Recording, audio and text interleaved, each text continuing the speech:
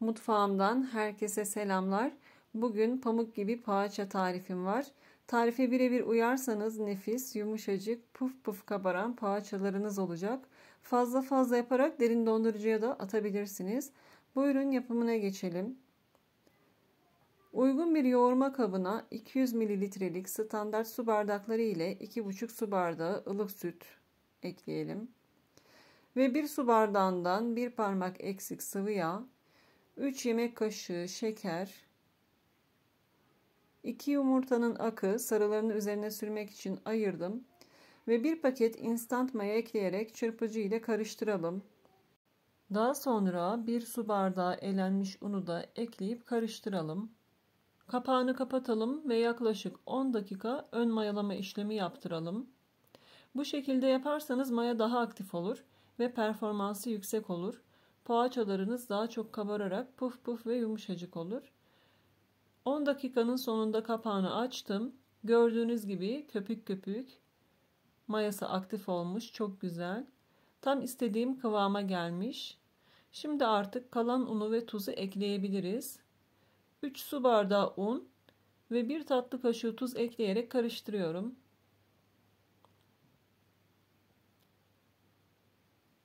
İlk başta 1 bardak un eklemiştim. Şimdi 4 bardak un olmuş oldu. İyice karıştıralım.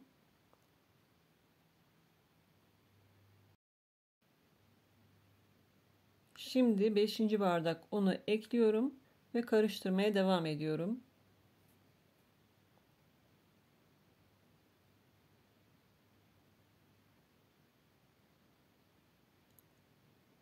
Şimdi de 6. bardak unu ekliyorum ve yine kaşıkla karıştırmaya devam ediyorum.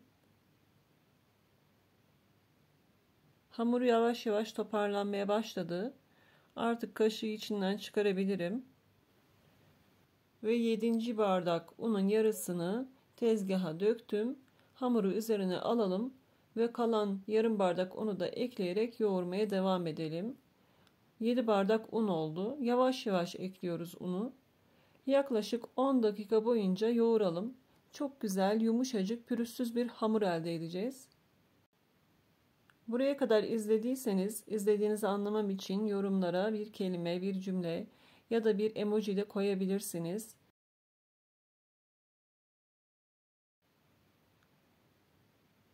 Sekizinci bardak unu da ekliyorum. Toplamda 8-8,5 bardak un alıyor. Ama 7 bardaktan sonra ununuzu kontrollü bir şekilde ekleyin. Çünkü kullandığımız sıvıların yoğunluğu, yumurtaların büyüklüğü, küçüklüğü, unun kalitesi, un miktarını etkileyecektir. O yüzden unu 7 bardaktan sonra kontrollü bir şekilde ekleyelim. Yumuşacık, ele yapışmayan bir kıvama gelince artık un eklemeyi bırakalım ve kapağını kapatarak yaklaşık 45 dakika mayalandıralım. Gördüğünüz gibi hamur yumuşacık oldu. Üzerini hafif unlayarak kapağını kapatıyorum ve 45 dakika mayalanmaya bırakıyorum. 45 dakikanın sonunda kapağını açıyorum. Hamurum çok güzel kabarmış kapağına kadar. Şimdi yine tezgaha aldım. 1 dakika bu şekilde yoğurarak havasını alalım.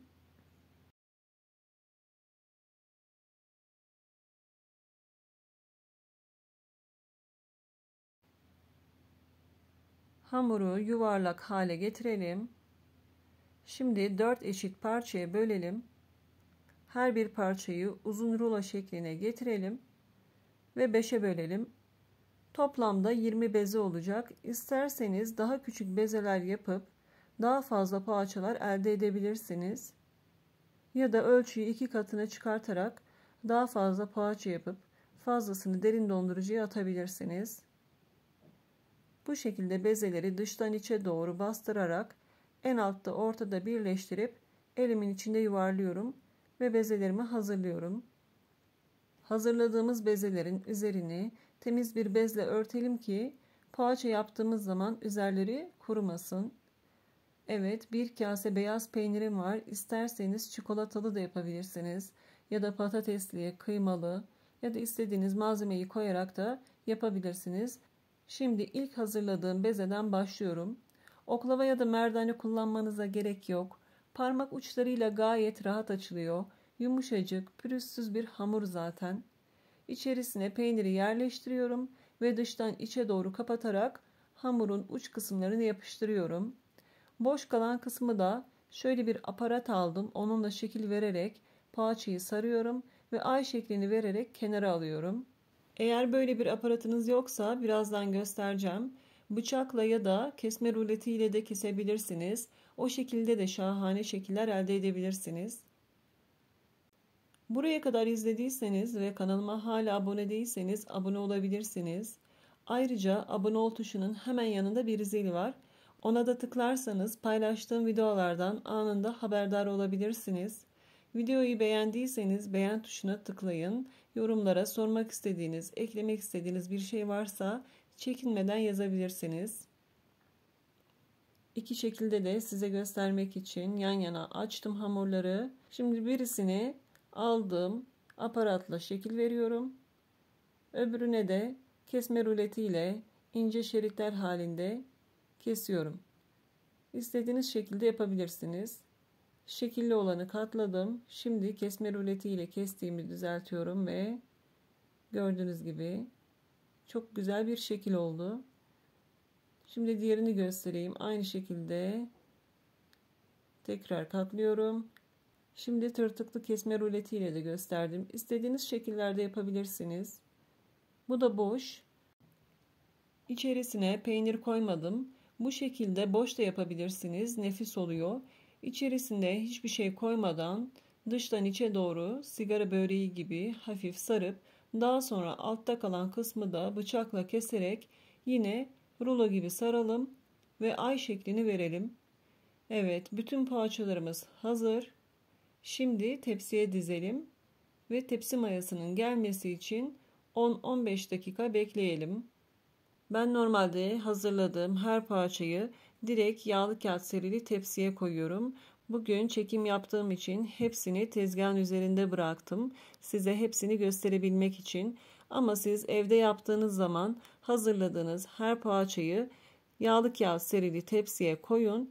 Zaten en son poğaçayı yapana kadar diğerlerinin mayası hafif gelecektir. Üzerini temiz bir bezle örtüp 10-15 dakika bekleyin.